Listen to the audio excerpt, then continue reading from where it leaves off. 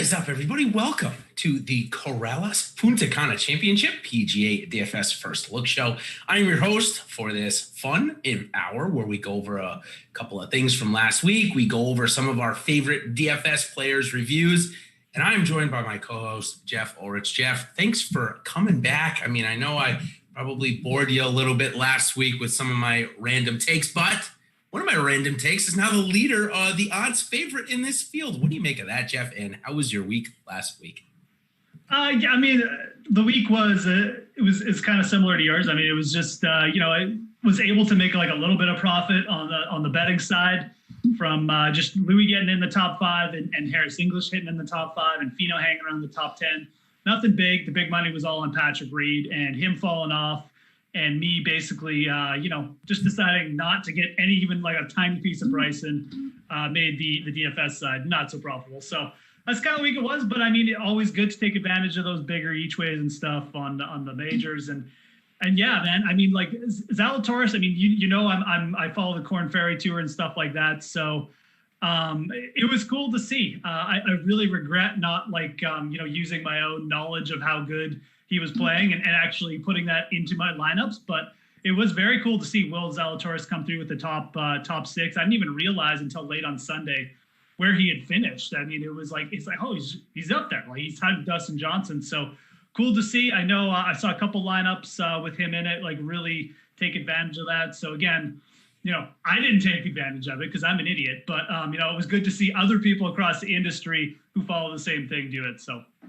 Yeah, and one of those guys, I had a 18% Zalatoris, as we'll see. So it was decent on the field, but not enough to get me through. One of those guys, though, was our own Alex Baker, who was on the Wednesday show with Ben and I. And he said, hey, listen, guys, Jason wrote him up in the Monday article. I'm just going to play him. And he did. He played him at 34% over the field. Got him a top 25 or 30 in the Millionaire Maker. Nice. We'll go over that in a little bit. So let's go into some of our topics here that I have. First, I want to talk, we haven't even talked about Bryson DeChambeau. We'll talk for a couple of minutes about him. My question to you is he going to go mainstream now? He won the USGA, US Open. He's going to go on all the talk show hosts. Is now like all the high school kids just going to want to get like 270 and hit the ball 900 yards? Like, is that going to happen? I don't know if it's going to happen right away. I'll tell you something. If this sort of trend of him just 900 yards. Oh, my fault. Sorry. That's okay. No, I just wanted to make sure I wasn't. I forgot to press the mute or something. Look, if this continues into the Masters and he shows up again or wins another big event soon, it could set some trends here. It could definitely lead to other dudes doing this. I think that'll be the biggest thing we see. Like, is there going to be some guys at the junior level starting to do this more? Is maybe another pro going to take a similar approach, like another young dude? That'll be the tell, right? Like if we get people trying to copy it. I mean, copying is always, it's a form of flattery, sincerest form of flattery, whatever you want to call it. That'll be the sort of barometer to how mainstream Bryson is going, if this is just a fad or not. I think if this does have a chance to stick around, I mean, again, but we need to see some continuation. I mean, Bryson has been really hit or miss. He's either been terrible or he's just like, it just seems like he comes to these courses and he's almost unbeatable. Like he's almost got this huge advantage. So it's been a really weird thing to see. It's been cool to see. I mean, I appreciate from what he's done just from a commitment perspective, right? Like I'm all about that. But, whether it's long-term or not, I don't know. I don't want to say I'm not sold, but he's just been so inconsistent and so high. Like when he's on that I want to see a little bit more before I'm like committed to saying like this Bryson thing is here to stay. So I don't know. I guess just a wait and see approach for me. Yeah. For me, I'm always been a big proponent of, I don't care how you get it done. If you get it done, that's why I probably like Jordan Spieth so much, because he was getting it done. It didn't matter that he was just making putts, chipping it in from God knows where, not ball striking well. I like Bryson just as much, and people are ranting on him, saying it's a bomb and gouge. Well, listen, he still had to get the ball on the fewest amount of strokes, and those greens were probably the second best greens I've ever watched intently behind Augusta. I absolutely loved watching on him. If you had some creativity on the greens, you could make some really fun stuff happen. Hideki Matsuyama pitched in for birdie in round 2 from the first green. He threw it way behind the hole. Just fun stuff like that. I love that. We don't see that rarely on the PGA Tour at all. So next one I want to talk about Matt Wolff, 2 for 2 in majors. Maybe a little bit extension though. In Wolff's 4 good starts on the PGA Tour, Bryson DeChambeau has been right next to him in all of them. They've gone, Bryson won the Rocket Mortgage. Last year before that, Wolff won the 3M. Here we are, Bryson wins the US Open. Do you think it's really a course thing with these two guys, or do you think it's kind of more coincidence than anything else? Well, I think they have similar games. I mean, I really do. I mean, Wolff gets it out there, man. I mean, it's a similar style game. He may not have the bulkiness, and it may not be, made like this media thing with him because it's not really transformation, but that's kind of always just been the way he's played. He's got that funky stroke. It gives him a ton of power just to kind of let loose when he needs it. And I mean, he's just so good at getting it down around the hole. So I really do kind of think it's a bit of a course fit thing. Definitely, appreciate that he's finding some consistency, though. I mean, quite frankly, over his career, he's been very like Bryson-like. Like he's either competing or he's just, it's like, what are you doing? Like, and then you get the people criticizing him, his game, it's not long term, but the upside with both these guys are extremely similar because I think their games are so similar right now. So whether you see more consistency from these dudes as they just start to figure out how to implement this style of game more, but I feel like their games are actually really similar in a lot of regards. They can dominate so much off the tee. If the rest of their game is going, I mean, it's almost unfair. So you saw that this week. I mean, there's literally like nobody else really who was threatening them ever at this event. I mean, they were both kind of locked into their styles of games. No one else was even close. I mean, I know the scores got a tiny bit tight at some point, but it was in too bad race. I mean, your guy though, Louis, got kind of close, doing it a totally different way. That's what I loved. We had those two guys bombing it.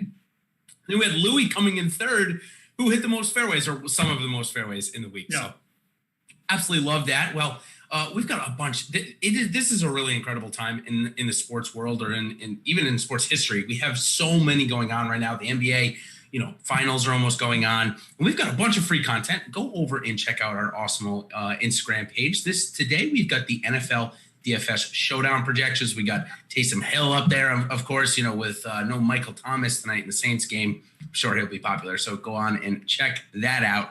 And I just got a note from our boss here, Alex Awesemo, Baker. He just messaged me and he's like, wait, Will Zalatoris is really the highest priced player this week at the Corrales Punta Cana Championship? Yes, he really is, Alex, and we will certainly get to that. So, guys, let's get some likes for Will Zalatoris being the highest priced player. If you haven't hit the like button, we certainly appreciate that you do so. All right, so let's move on. Talk a couple more things about the U.S. Open. Obviously, we've already talked about Zalatoris, so we could skip that bullet point. But for me, the most disappointing golfer of the week was Rory McIlroy. Now, granted, I understand he came in the top 10. It's a decent finish. But he was also, and I think I said on this show, whoever leads the field in driving accuracy for these top-end guys is going to win. That proved to be totally wrong, but Rory was. He was in the top 5 in driving accuracy for the week. What do you make of that? I mean, it's pretty disappointing to see him not really contend seeing that statistic. Yeah, it's true. But that's been the story with Rory since the restart. Like the driving's been there for outside of maybe one really bad start.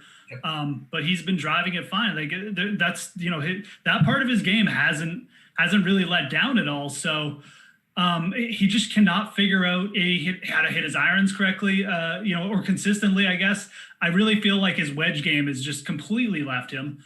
And the putting and around the green has looked okay in spurts, but that's always been a bit of a sketchy part for Rory. So it really feels like the confidence with the irons is starting to bleed through to the rest of his game. And it does feel like a lot of it's mental right now. I mean, I know he had the baby thing coming up, and now he's obviously seen Bryson kind of just overpower a golf course, and it feels a little bit psychological. Like it feels like Rory almost needs to kind of sit back and get a game plan of just like, okay, I'm still driving it better. My iron's obviously not great. Like he needs a way to start attacking again, because it feels like, he used to be the guy who just used to smash it out there and the rest would just kind of come when it needed.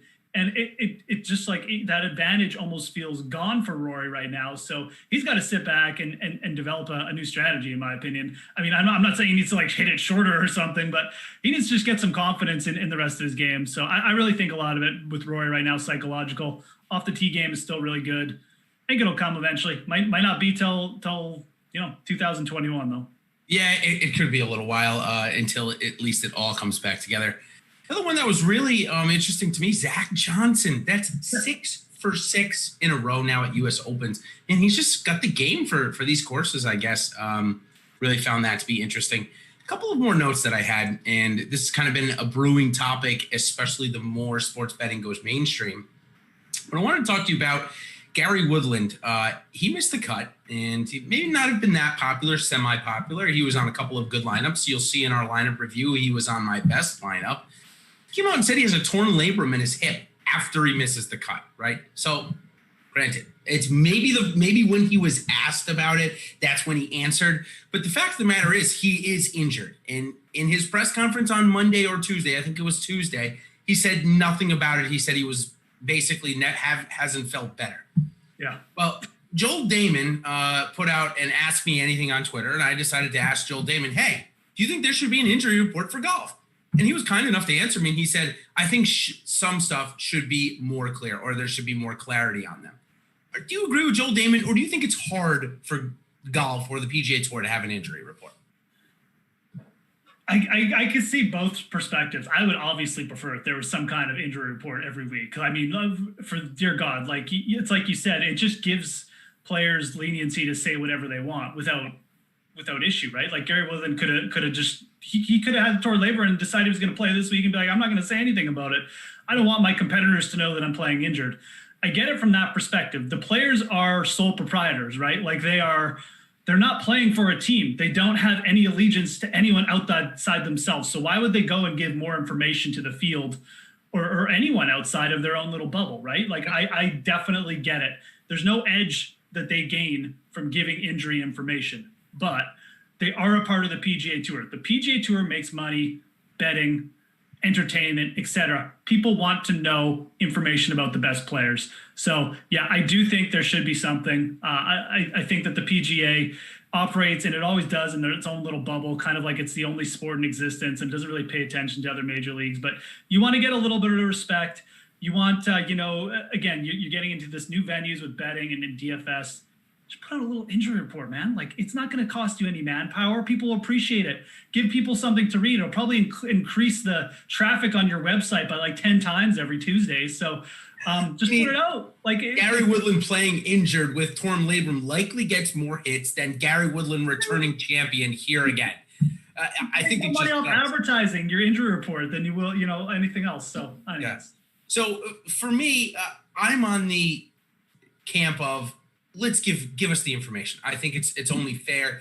Now, if there are bettors that are going to tell me, hey, Jason, we knew about the Gary Woodland injury last week, and we went to the betting markets and we took, let's just say it was Victor Hovland, right? Because they were priced within $200 of each other on DraftKings. Let's just say that, even though Hovland might have been a better matchup. Let's just throw that out and say we threw everything on Hovland because we knew Woodland was injured. Okay, I'd like to know how you found that information out, because it definitely wasn't public. Yeah. And it's fine if you got it. And if that's a perceived edge that bettors want, and that's their argument against having an injury report, I get it. There's definitely an edge to be had there. But and people on will the make whole, that argument, I don't think many people are going to know that. And people will make that argument until it affects them negatively, right? Right, exactly. Until they don't have the information, until they're on the Gary Woodland side, and they're like, oh, I didn't know that. Where's the injury report? So yeah, another one that came up in tournament, and this was a more freak accident with JT Poston. Poor guy got his cornea scratched from a rock after the first round. He was on the practice range. He had shot just one over. Great score on day one. Could only see out of one of his eyes for day two and shot 15 over. I mean, that just happens. We didn't know about it until after he teed off or even after he finished. His caddy came out and was like, hey, guys, JT kind of was only playing with one eye today. So I think there should just be more clarity. I think it would be fair for everybody. And if that's what PGA Tour is going for, transparency, this will only help it. Yeah. Okay, so maybe off of my soapbox a little bit there. Any other U.S. Open notes? You kind of already mentioned the ones that I had written down with Tony Finau kind of backdooring that top 10, posting a good score on Sunday. Dustin Johnson backdooring a top 6, kind of came out of nowhere for that. Anything else before we move on to our DFS review? I mean, not really. Like it's just another one of those majors where you just, again, it sounds like a broken record. You play the guys who always show up in majors, man. Xander, Louis, Now, again, I mean, this is every single major. Don't overthink some of these guys. Yeah, they might burn you once. In the next major, they're probably going to bounce right back. So, not a time to get crazy. I know you see like Zach Johnson up there, but there's always going to be a dude like that. It's not a time to get too crazy. Really look at that recent form and just, try not to overthink it, I guess, at least from the top end, right? I mean, I know there's always going to be, GPP guys you got to throw in there. You got to finish off lineup somehow, but that's pretty much it. Yeah, let's go right into our point review and ownership review from last week, part of our DFS review. So I just run down quickly the top 10 point scorers. No surprise, Bryson DeChambeau, Matt Wolff, 1-2, Louis Oosthuizen 3, but number 4, sliding in, Will Zalatoris. There he is, 70 points. Xander Schauffele had 69.5, including 5 bogeys in his last 6 holes. Of course, he threw in that birdie to pay out my top 5, though, on a full payout instead of splitting it with 4 of the guys. So I guess I thank him for that. Patrick Reed had 66, and I feel like he had, 96. Now, granted, he had the winning points, but I feel like he went negative the last 2 rounds there, or at least the last 25 holes or so. I think he might have had negative points. Justin Thomas, 66, Harris English, 64.5, DJ, 61, and Rory, 58.5. Now, how did the Chalk do? Chalk did pretty good last week for all intents. Xander Schauffele was the highest owned. He came in 5th. Ty Hatton, maybe my biggest Chalk killer, as I should have just moved all of those shares to Victor Hovland, Coulda, shoulda, woulda. He was 25 and 115th, and that's after opening with 2 birdies in his first 4 holes. I was real excited about it. Patrick Reed, 23% in 6th. John Rahm, 22%, 27th. Justin, 19 and 6th. Louis, 18 and 3rd. Webb, 17 and 15. Dustin, 17 and 9. I mean, this is incredible. Really, really well done by the Chalk. Matt Fitzpatrick, 17 and 63rd. So even though he missed the cut because of a 3-putt on 18, he was the highest scoring guy that missed the cut. Daniel Berger and Paul Casey round out the top 10 owned. So a really good week by the Chalk. Jeff, so if you did, have 1 or 2 guys miss the cut, it's likely you didn't cash, especially if you didn't have Bryson and only had 4 or 6, you likely didn't cash this week. Well, and I mean, that Fitzpatrick thing is significant. Like, correct me if I'm wrong. He was in the winning million lineup, right? Yeah, we're about to go into that. That's a great. We'll get into that. Sorry, I won't skip ahead. But yeah, I mean, it's obviously like the higher scoring missed cut dude is actually really significant this week. So like Fitzpatrick actually didn't even end up being like that bad a play. As far as the Chalk, I was a little bit surprised. People finally got on Louis. People usually just ignore him, but it looks like at the majors, people finally catching on. It's way too cheap a price. It's funny, the U.S. Open, for all the ballyhoo about the toughness and the course, it often ends up being like the most simplest major. Just the tee to green guys, they're very consistent. Sometimes they'll just scrape through the cut, but they'll end up just it's like the bigger sample you get, the more they just end up bleeding towards the top. So that's the way I've kind of found it the last few years. Anyways, like I said, just not one to overthink. Not a major you need to overthink. So. Yeah, I totally agree. As we look at the Millie Maker review, you teased it perfectly. Matt Fitzpatrick, a 5 of 6 won. We said it on this show. Both you and I said, listen, 5 of 6 with how hard the course is going to be is in play if you put together those other ones.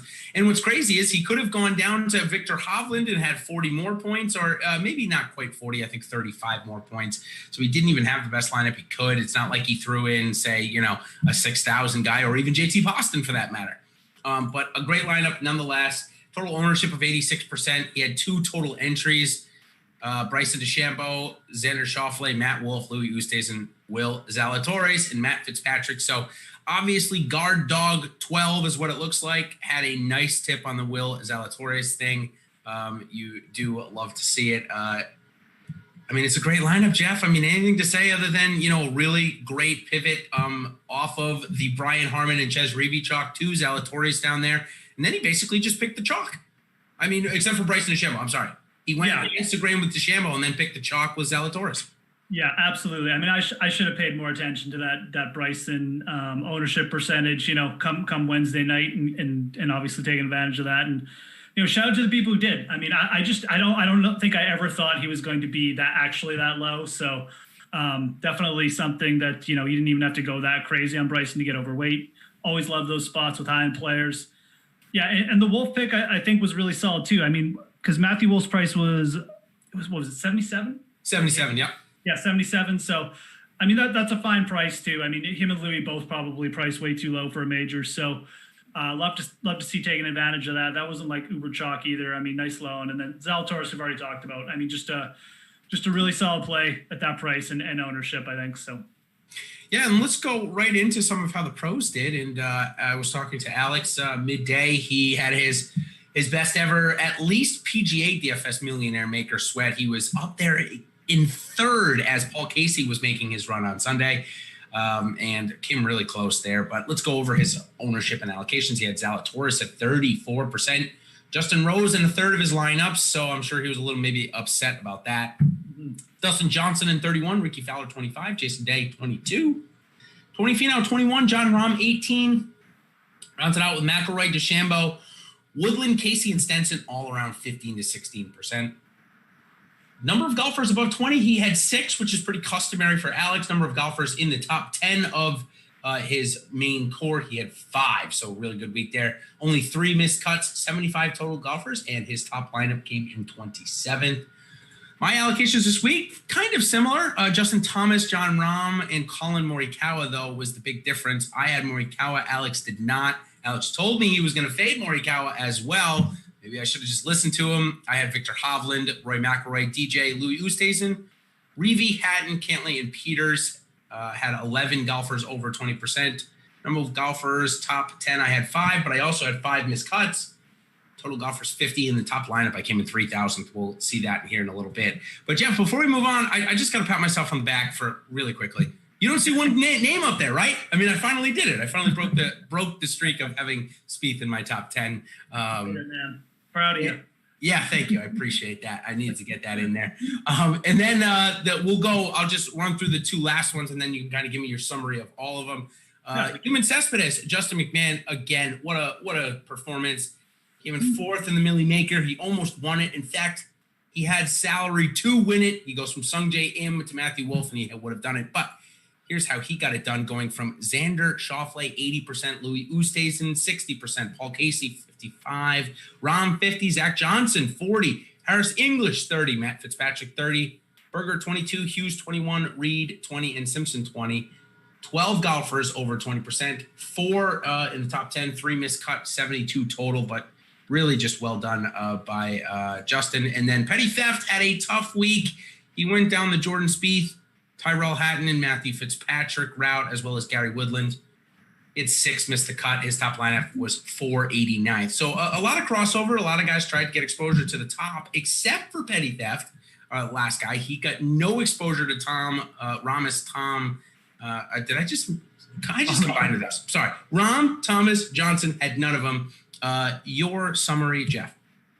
Yeah, no, I mean, obviously we've talked about Justin's, allocation at the top. You can kind of see how it is. You said he needed to just switch one Sung Jae Im with one Matthew Wolf, and he would have taken it. In his 4th place lineup where he had the money to do it as well. So again, look, I'm not like I don't multi-entry like these guys every week. So I'm by far like the oracle on this subject, although I have done it before, and so I've definitely played around with percentages. But I wonder if his approach would be a little bit more effective. Again, you take those like 20% guys, like you keep the high ownership at the top, but you just spread around a little bit more. Like and you maybe expand the player pool a little bit. But the whole idea around his strategy and why I kind of like it is you get 4 or 5 top players, you get really heavy ownership on them. If your really small core comes through, then you sprinkle in a few more guys. That might have actually got him to like a Wolf in a lineup or something over him. So maybe that's like one thing. I mean, again, I don't know. Justin does this way more than me. He's probably more successful than I've ever been too. So, but that's one thing I would take. I mean, I might have sprinkled around like just lower ownership on those 20% dudes. Again, you're already committing to like such a big percentage of your core. But I appreciate the way he goes 100% at it either way. Obviously, the other 3 ones we saw, all kind of similar ownership. Definitely like the fact that Alex and you took such high ownerships on Zalatoris. Love to see that, because realistically, both of you guys are like 4 or 5 times the field on it. So again, taking advantage of things like the Awesemo projections too, for people who are watching. I mean, that's how they know where they're at. I mean, you can go over to the site and get a golf package, and you can use things like the projections, Alex projections. So. Like to see that. I mean, we did see one guy use Spieth and it wasn't you. So Yeah. I guess that's the good news of the week, right? Yeah, right. And obviously I feel bad for him, taking Spieth and missing the cut. But Petty has had some pretty good results. So yeah, I mean, look, again, he can probably afford a couple of. It seems like this is easily his worst week that we've seen. So I mean, for sure. and speaking of Justin, going back to who came in fourth, a super positive week. He has had 4 or 5 bad weeks in a row that we've covered here. So there is a lot of variability, of course. And if you're interested in more stuff like this, I'll give a little plug to a guy on Twitter at Nelson Adcock. He just put out something to do with how much money you actually need to be able to max enter all of these contests and the expected bankroll and the expected ROI on it.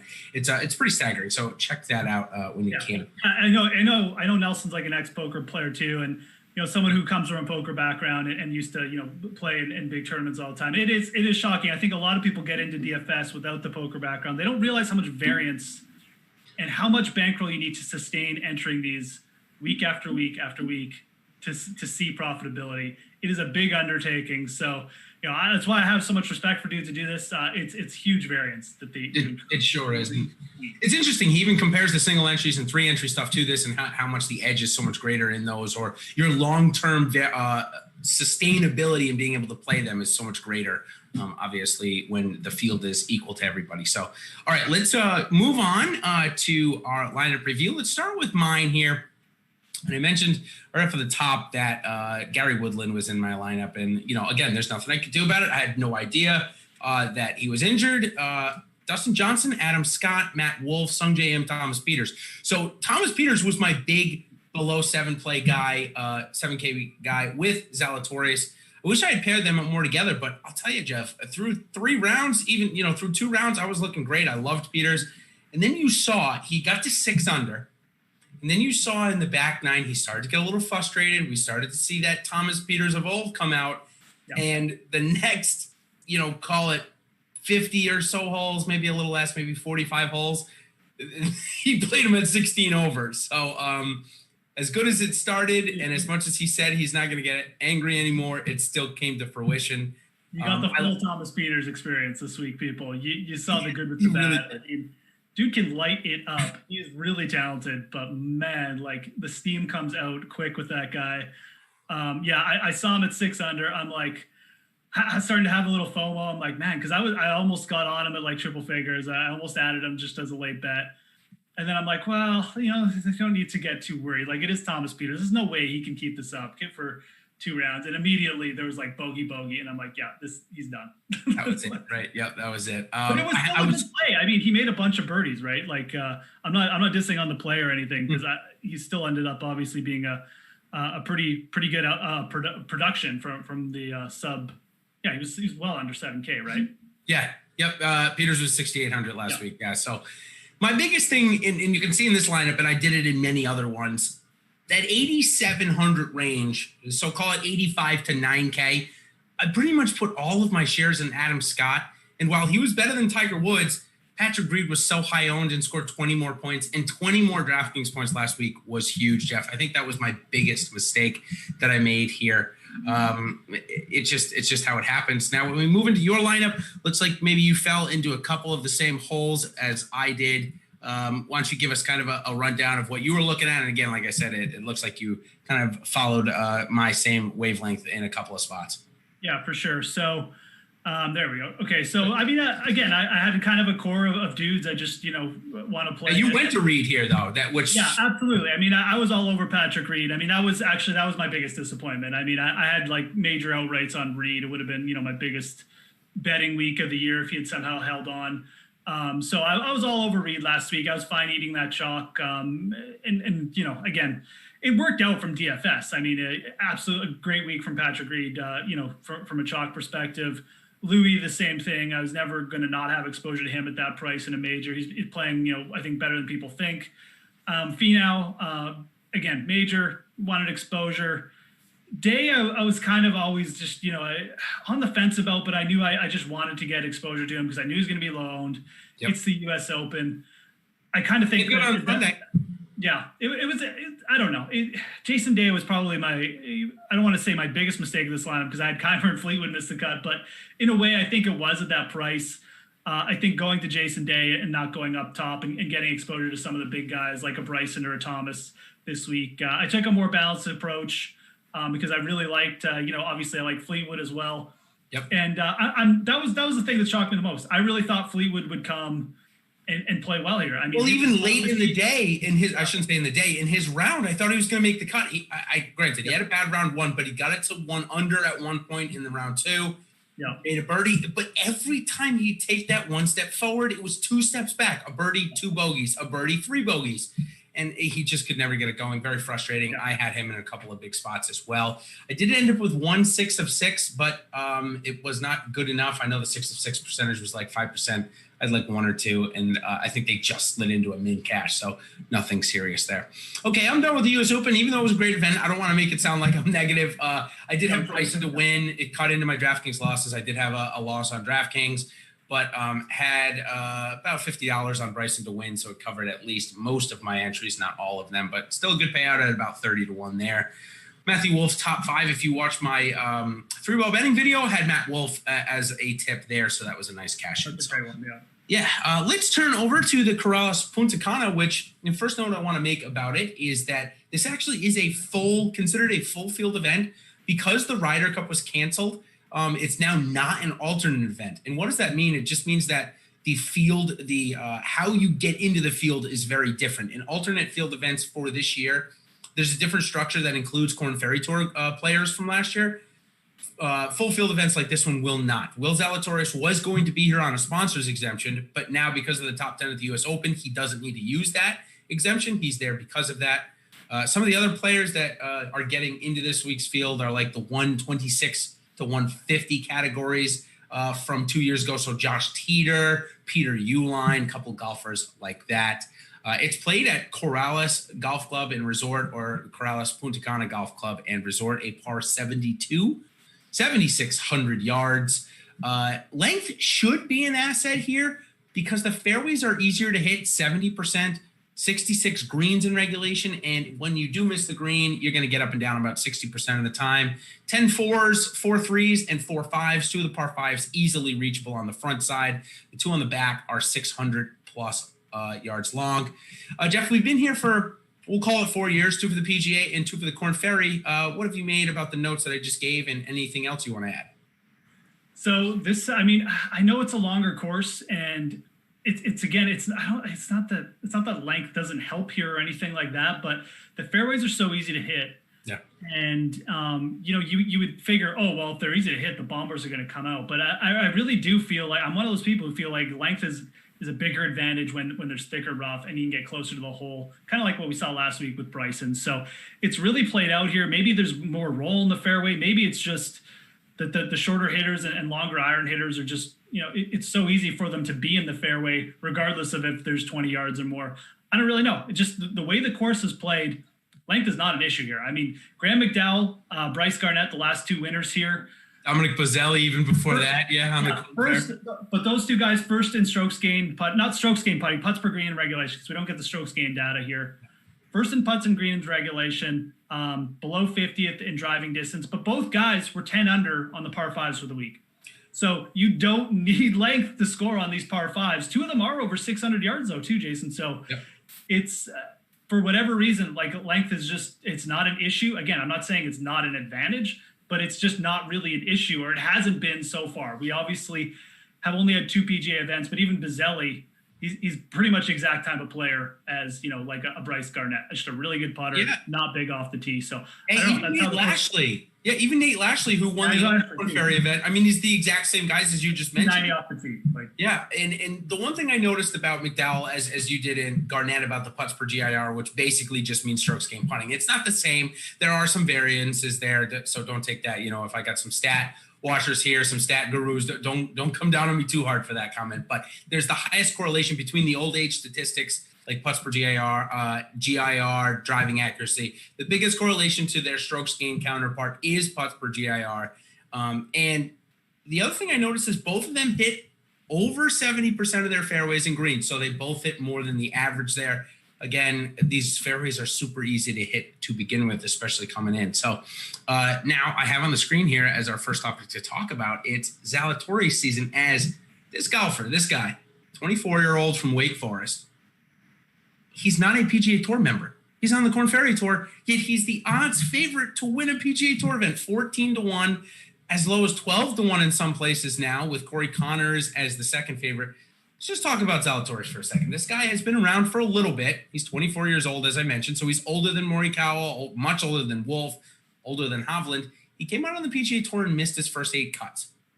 It happens, right? Justin Rose, some of the greats, just don't make their first couple of cuts. He went on a podcast that got tweeted at me today that I listened to. Basically, he talked about how he was not in the right mental capacity. He was traveling from Monday qualifiers, not knowing when he was going to get to play, and it was really bothering him. He couldn't feel like he could get into a rhythm. Well, now we know he's going to have status on the Korn Ferry Tour. Now, with the top 6 last week, 106 FedEx Cup points, Jeff, he only needs a solo top 3 finish, and he's going to get special temporary membership on the PGA Tour. So this guy's not far off from being in the field every single week. No, for sure. And so how many more starts does he get? Like, is he still... Okay, so he actually, the nice thing is we had some people in the industry at Rob Bolton Golf, because I had that exact question is, hey, listen, I know he burned all his sponsor exemptions, but does it restart every year? Well, at Future of Fantasy, Josh Culp and Rob Bolton both confirmed to me that the special temporary membership and sponsorship exemptions reset every year. So the new year just started. He's going to get 7 sponsor exemptions, but he doesn't even have to use one this week because of his top 10 last week at the U.S. Open. So he's got this week and 7 more. I think we're going to see him pretty soon. He's in a really good spot to become a full-time tour. And I mean, look, his game is to the point where he absolutely needs to be up here. I mean, before the U.S. Open, I mean, he was basically in a position where he was in contention every week on the Korn Ferry Tour. Now, the one thing I'll say about Zalatoris is he probably could have 5 wins if he was. He hasn't closed that well. He's performed admirably. Honestly, again, I don't want to come off as sounding like a pro or like someone who is like a pro golfer guru or something, but his putting stroke it doesn't look good on TV. Like, it's very quick and choppy, and he puts the ball really close with his irons, but he does rank like 84th or something in putts. On the Korn Ferry Tour. Again, they don't have strokes gained putting stats. So it's one thing to take note of. I think the tee to green game is going to put him in position, though, again, especially in these weaker fields. These fields and the false swing are nothing that he's not familiar with. He will get himself in contention again. It may not happen this week, but he's still going to be – I'd be shocked if he missed the cut. I mean, just because that's how good he is playing tee to green right now. Like I said, just getting it done every week on the Korn Ferry Tour. There's no intimidation here by the field at any of these next few events. So should be a really good play. Just someone you can probably just hang your hat on for like a top 20. At least that's the way he's been trending. So 12 straight. Yeah, 12 straight. The last note I'm going to say on Zalatoris, which I don't know if a lot of people have thought about because they haven't had much time to think about it. We're only in the second week of the season. But the special temporary membership, how it works is it goes based off of the previous year's number 125 in the FedEx Cup. You have to equal the same amount of points from that person. Well, this year, as if you recall, Jeff, it's kind of the super season, right? But also, we only had about 2/3 of the season last year. So if there was ever a year to gain special temporary membership, it's this one, because 125, in terms of how they got to number 125 last year, is way less points than the average because there was less tournaments last year. Well, Zalatoris now has a full season to do so. Obviously, only 7 starts, but with the top 10s, it'll be more than that. So he's going to be on here soon enough. I just don't think a lot of people have thought about that angle. Like, hey, it used to be you needed a solo second plus 3 more or 2 more top 10s. Now I think it's only like 2 top 5s, or like in a major, a T6 and a T3 this week would get it done, or at least very close. Okay, so let's talk about now, as we literally the salaries dropped at like 128, and we started our show, or we started our show at 2. It dropped at like 158. So we're gonna be a little flying off the pants. So if we miss some golfers, it's because we didn't even get a time to look at it before we came on. But first clicks, betting odds has been out for a little while. One of the first ones that came to mind to me, a guy that's playing really well, and a favorite of my co-host on Wednesday nights, Ben Raza, is Emiliano Grillo, 28-1 this week. He's kind of, I'll call it like my stud other than Zalatoris that I'm looking at. Before I give you my other 2, Jeff, I'll take your first click. Yeah, so for sure, I can definitely get behind Grillo. Just more as a DFS play. I don't know. Again, the putting is just like for an outright bet. I don't know if I could necessarily go there. I think if I was going to go for an outright at the top, I haven't really clicked anyone like with like smaller odds yet. It'd probably go back to Ventura. He's just a really, really good putter and big off the tee, talented dude. Won twice on the Corn Ferry Tour. So this is the kind of event I could definitely see Christopher Ventura getting over at. I think there's probably a good possibility I'll be hitting that around plus 4,000. I did bet a couple other dudes below him. I bet Zhang. I bet Xinjun Zhang or Xinjun Zhang. I can't remember how to pronounce it. Yeah, the second one I think is right. If I had to guess, yeah. Anyways, you guys know who I'm talking about. So 50 to 1. I like it. A veteran player who's T11 here a couple of years, or T5 here actually 2 years ago. He's played really better. His stroke gain approach was kind of off the charts in his last start. He's got 3 top 15s and 3 of his last 6 starts.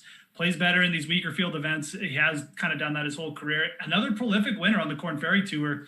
So I just think with the veteran trend, that's kind of where I'm going with the odds. I also hit up Chris Kirk at plus 8,000, who's actually trending pretty good, like ball striking over the last little bit. And Patrick Rogers, who I can't not bet Patrick Rogers at like plus 6,000 here. I was actually surprised he's that big. Patrick Rogers is just like my Louis Oosthuizen of crappy golf tournaments. Like I'm just probably going to bet him so until he wins. I think it makes sense. A couple of more top 20 values. One that I saw, especially with the week that is so easy to hit the fairways. If you give a guy like William Gordon easy to hit fairways in a weak field, if he doesn't come in the top 20, then, of course, there's a lot of variability in golf, but I guess I'll say that I don't really know golfers that much because this guy seems like a lock, and he's 3 to 1 to top 20 in this field, and we know the talent level with him. He didn't even play that good last time out, and I think he still ended up in the top 40 or something like that at the Safeway. So I like Will Gordon a lot this week. I think his DraftKings price at 7,600. He was 8,300 at the Safeway 2 weeks ago. I mean, I love that. I'll take a guy that's going the other way because most people will lay off of him. It's almost like him and Luke List totally switched positions. Luke List is 8,700 this week. Gordon is 7,600. So that's the one. And then I have one more guy that's been playing really well. His strokes gain has really come around is Doug Ghim. Doug Ghim 70 to 1 this week. He's also 3 to 1 in the top 20.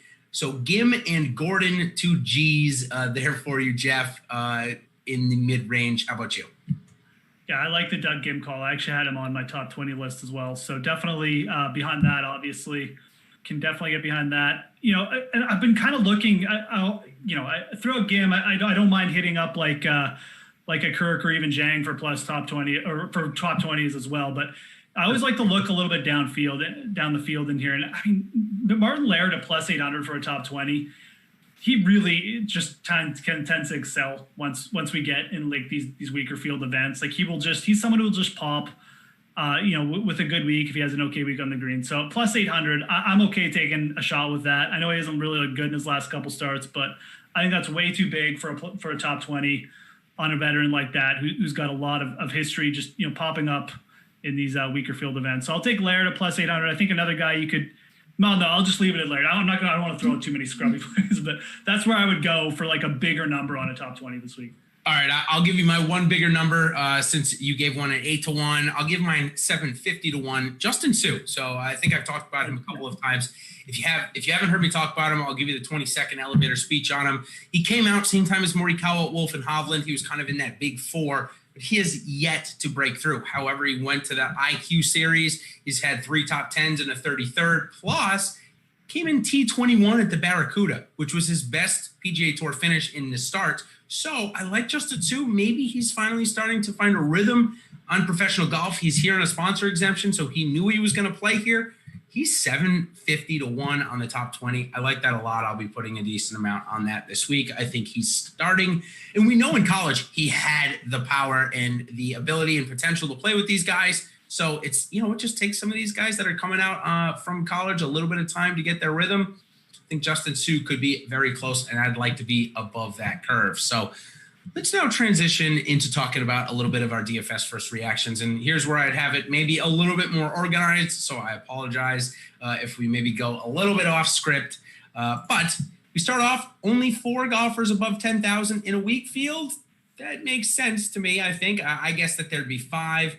I also guessed that Zalatoris wouldn't be the highest priced golfer. I thought it would be Corey Connors, and then I thought he would be followed by another countryman and native countryman with yours, Jeff, Corey Connors and Mackenzie Hughes, both above 10K, and Sam Burns also getting the love, 10,100. What do you make of those guys? I mean, obviously Zalatoris, we've talked about him enough, but the other 3, are you leaning to play them all, or is there somebody that you don't think is fit for this course? I mean, from a fit perspective, it's hard to argue against Hughes because he was obviously second here last year, and he has the same style of game. I mean, obviously, not a big hitter off the tee, not a guy who gains strokes off the tee, can get red hot. I mean, he's first in strokes gained putting over the last 50 rounds, second in strokes gained around the greens. So if he does hit a decent amount of fairways and greens this week, I mean, he's probably going to get himself in contention, right? At the same time, like I'm not going to bring myself to pay 10,300 for Mackenzie Hughes. I never play him anyways. So hopping on him here just seems insane to me. Yeah. From a fit perspective, he's probably like the best fit, you'd say. But realistically, he's also got the weakest tee to green game of these 4 guys. There's no question about it. So. Even with the small sample size from Zalatoris, we know he's a better ball striker than even at this point, even in a very small sample. Not even a hot take. Yeah, not even a hot take, right? So for me, I really like Sam Burns for this setup. He does have a lot of upside on Bermuda greens. I will definitely be playing him again. It's just kind of a matter of who I want to pair him with. I'll probably pair him with Zalatoris.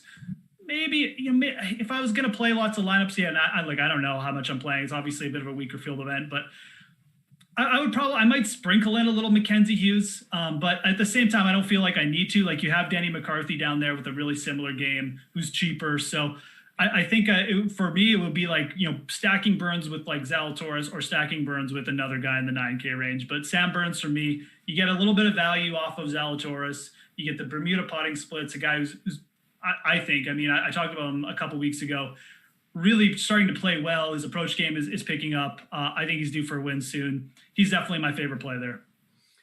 Yeah, as we move down a little bit, it's the 9 and 8K range, and we'll get a couple thoughts on this.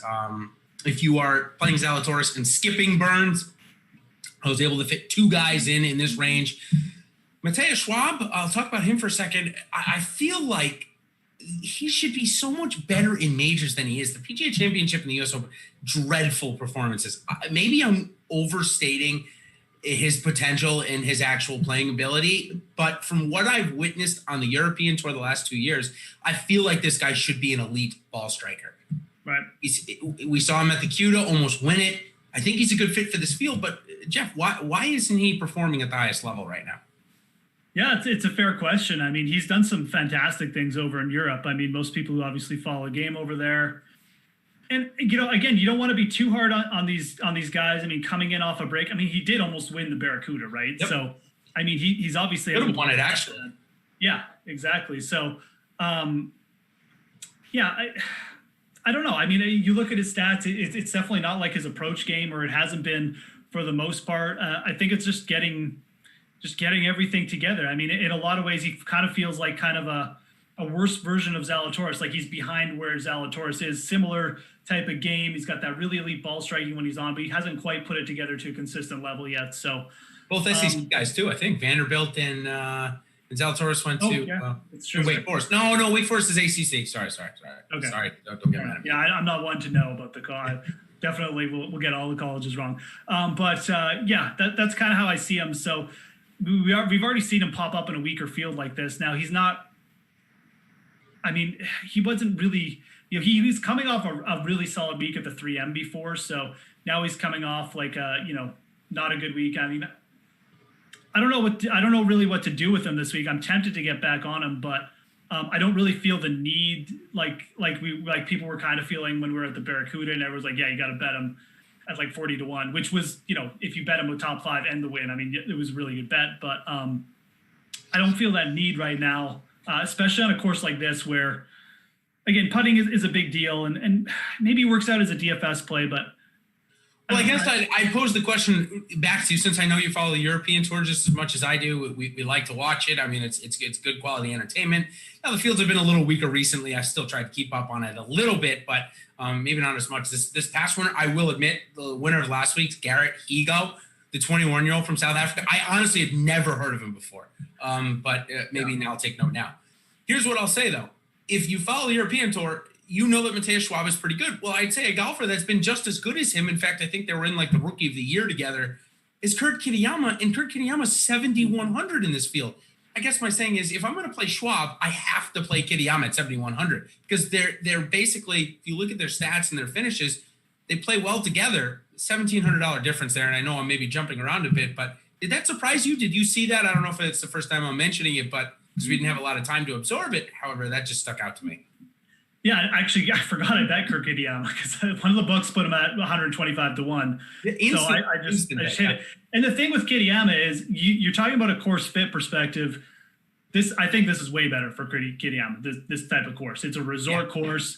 Fairways, who cares? Like Kurt Kitayama hits it a mile for how big he is, but he does not hit fairways, dude. Like he sprays the ball. Shot even par last week too at the end, first round of the U.S. Open, so form is not that far off. No, and I don't think it is that far off. Like that's the thing with him. He might look bad, like the results don't look that good, but I don't think he's playing that bad. So he's not playing that much either, sadly.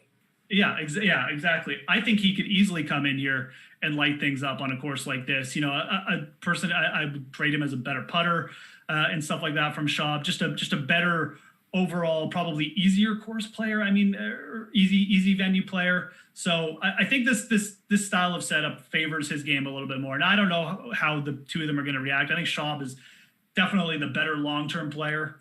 You'll see more consistency over their careers, but I think for this week alone, Kitayama is the guy I would be betting on more to come up. And again, 7,100, like you said, that's way easier to fit in, way better from an odds perspective. So yeah, I'm kind of down with taking a shot on him here. Yeah, another guy that I wanted to bring up that we're going down the list, top 10. He's here because of a top 10 last time out. Akshay Bhatia, the 19-year-old, his form had been trending. You and I talked about him at the Safeway a couple of weeks ago, or even before it. Kind of said that his game was getting real close. So is he in play for you this week? 6,900. You and I both were like, "Ooh, that's coming off a top 10 in this field." It seems like a really good price. I think he's in play. Yeah, I was a little bit surprised he didn't get like a boost into the 7K and get a little more respect. It was pretty impressive at the Safeway, man. Like you look at his strokes gained, he's top 20 strokes gained. He putted okay. He was just good at everything, and he showed a lot of poise. I don't know why that wouldn't continue. I mean, he's 18, so obviously if he gets a little overconfident or something, you know, you could see some blowback and maybe he puts in like just a bad round to miss the cut. But, you know, it looked really easy for him at the Safeway. I mean, it really did. And I can't see that not being like just a confidence thing where he just comes out against another weaker field on a really sort of a simplistic course and just puts it together again for a solid week. I don't really know what to do with them. I mean, I honestly, like, in a way, I almost wish he was like 8K. So maybe I'd be like, it's too expensive. But maybe that would have made him a better play because he would have been like 1% owned. Yep. He'll probably get a bit of ownership, but I don't think it'll get crazy. I think he makes for a good mix it in play for sure. I can't really see why. I mean, he's such a prolific junior golfer. He's got so much talent. Like I said, from 18 to just come in there and be like top 20 tee to green, just look like you're just cruising around the course. That's pretty crazy, man. So and he should have made the cut. Yeah, he should have made the cut in the start before that too. He was well inside the line and then tanked his last like 7 holes or something. And that's the only thing you worry about. There's still a lot of bust potential. Definitely. But, you know, you saw 6,900. I mean, if he makes the weekend, probably top 20 for sure. Like, I would say making that weekend is gonna be so big for him. He's definitely worth the risk. I mean. For sure. I got a cool kind of a funny section for you because we've mentioned a couple of these guys, and one of them we were just asked about in the chat. So huge amount of major medical golfers playing this week, and major medical golfers meaning they got injured, they had to step away from the tour, and now they're coming back, and they're in a little better situation than, say, Will Zalatoris, where I think they have like 10 starts on a major medical, maybe 12. I'm sorry, I don't know the exact one right off the top of my head, but it's more than 7. A couple of those guys, we saw James Hahn pop out last week, Kevin Chappell, Chris Kirk, Hudson Swafford, and even Grayson Murray, who, if you follow his Twitter, all he's been talking about is sports betting recently, betting about basketball and football and whatever else. And now he's saying that the Denver Nuggets he'll bet his house to beat the Lakers on the next one. Anyways, if you're into all that stuff, you can go check it out, or maybe even take Murray's bet and trade him house for house. But of the major medical guys, did anybody interest you there? I know this is maybe a little different topic than I normally say, but Chris Kirk, James Hahn, a couple of guys that are certainly playing well. Kevin Chappell even sparked up a couple times recently. Yeah, I definitely Kirk out of that group. Like I said, I really feel like this is the kind of event and just style of course for Chris Kirk. And you look at the results from most of these guys. I mean, Kirk won we forget a Corn Ferry Tour event back in June. So, I mean, like we know there's a little bit of confidence lurking there. He improved his ball striking last time out. The only reason he was like T50 at the Wyndham is because he just couldn't sink a putt. But this is a dude who's gotten hot with his putter over his career. He actually was, flashed a little bit of form in Detroit there. I know he was up there, shot like a 65.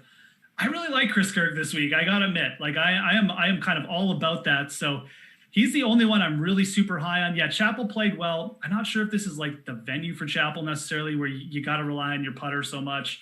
Mm-hmm. I don't want to think about, Kevin Chappell having to like sink a bunch of birdies on the weekend. That kind of gives me stomach aches. Hudson's stuff is a little bit interesting. I think he started to put together a little bit more consistency, but I say that with a grain of salt because I think he also missed like a Corn Ferry Tour miscut or something. But he is the type of player you would kind of expect in a little bit easier course with these par fives to pop up. So maybe a little bit of interest in Swafford, but realistically, it's kind of just Kirk out of that group. And that's pretty much it for me. All right, 3 more notes that I had, then we'll get on out of here. I'll have you pick. These 2 guys are known as bombers.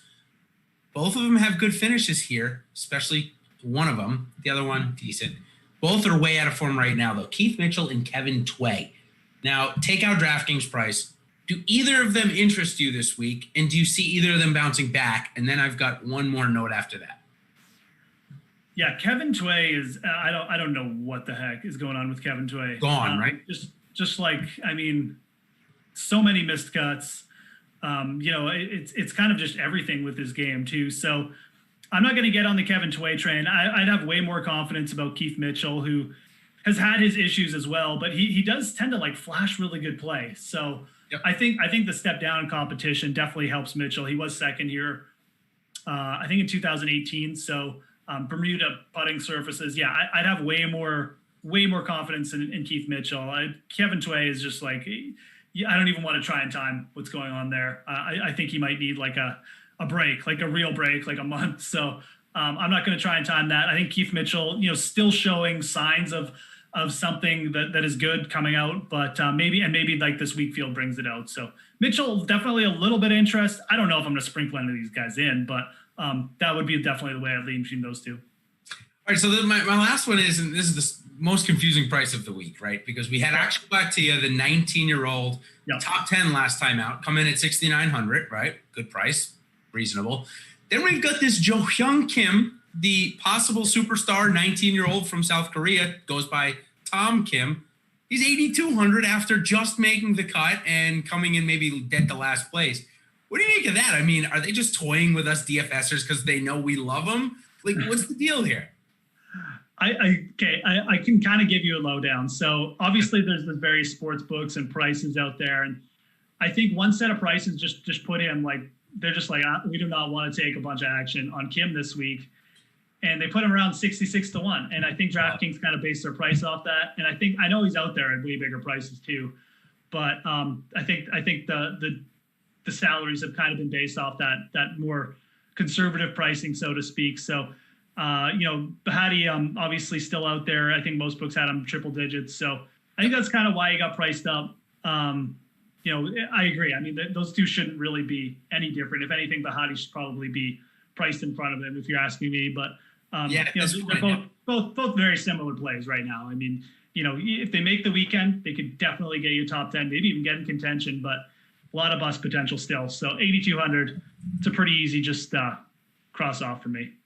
Yeah, I mean, even in this field, maybe the only thing that like we can say, and you kind of said it with Batia, you're like, oh, maybe if he was 8,200 and lower owned, he would have been a better play. Maybe that's the only reason why we play him here. And the thing is, with this field, you can make that argument for pretty much like guys like this, because it's so bad that you're not wrong for saying it. I'm just saying, for me, it's going to make my decision easier, because I'll just be like, no, like, you have to cross some people off, right? So you sure do, yeah, no doubt about it. And I think, he got a lot of accolades, as he should, for his total destruction of the Asian Development Tour, and even for the most part, since he's gone on it, the main Asian Tour over there. Mm-hmm. But we still, again, there's some great golfers that come out of there. Don't get me wrong, but we haven't seen him tested against who we would consider the best golfers in the world. So I would much rather take the $1,300 and probably, let's be honest, not more than 10% ownership on Batia this week. I'll go there. I can't imagine. So, all right. Well, that's going to do it for our PGA DFS First Look show for the Corrales Punta Cana Championship. Of course, if you're not an Awesemo member, it is a great time to join. And listen, I was talking to Jordan Klein behind the glass here before he came out. This might be one of the best sports times in history, with how much we've got going on. And if you want to come in and see everything we've got to offer at Awesemo, come try the Platinum Pass. That means you get access to everything we've got to offer here at Awesemo.com. Just $30 for the week. And with all the sports going on, we got LOL coming back, which I know is Alex's one of favorite games. Of course, we've got NFL, NBA, MLB, golf. I mean, we've got it all. Of course, if you're just here for the golf, which of course I appreciate, $8.95 for the week. And we've got this week, we've got a Sanderson Farms, which is going to be a very similar field. We got some new courses coming up that we haven't seen in a while. Sherwood Country Club, Shadow Creek. Got some really good events coming up. So a great time to join and do so. So if you want more, check out Timothy Frank and Ben Raza tomorrow on the PGA DFS Strategy Show. And then myself and Ben Raz at 8:30 live before Lock Wednesday. And Jeff, you're going to come out with the Approach article this week for us, correct? Which last week, did you have Zalatoris in it from the Top Golfers tool? I'm not sure if you did or didn't. I didn't get to check, but I can't remember. I think you did, because I know that he was one of the Top Golfers tool. But you'll also have some NFL stuff for us this week as well. Yeah, I think I actually might have mentioned them in the GPP section.